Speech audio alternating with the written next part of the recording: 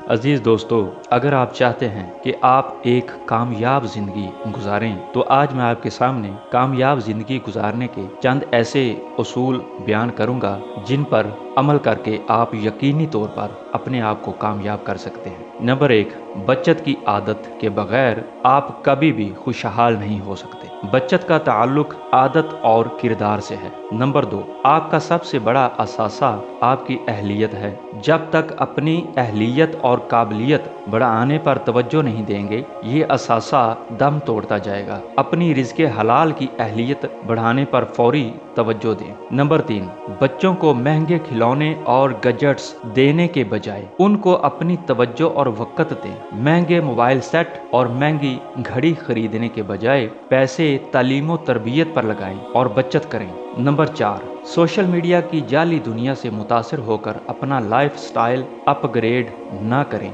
रिज़्क़े हलाल बढ़ाकर अपग्रेड करें। नंबर 5, कर्ज को लानत समझें। क्रेडिट कार्ड पर महंगे रेस्टोरेंट से खाना खाना और ब्रांडेड कपड़े खरीदना एक ज़हनी बीमारी है। सूद से दूर रहें।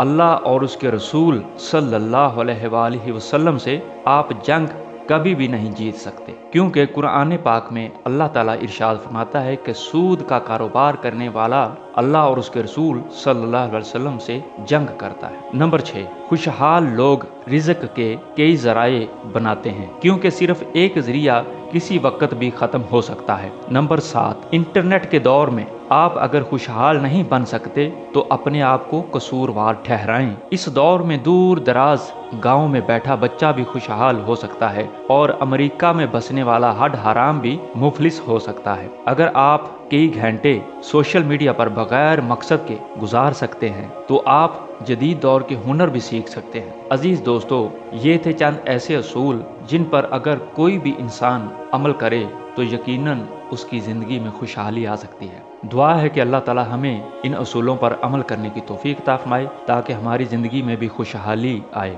और सीखने के लिए अच्छी बात जहाँ से मिले सीखनी चाहिए। मिलते हैं फिर किसी नई वीडियो के साथ। अपने दोस्त मोहम्मद शफीक को इजाज़त दीजिए। अल्लाह हाफिज़।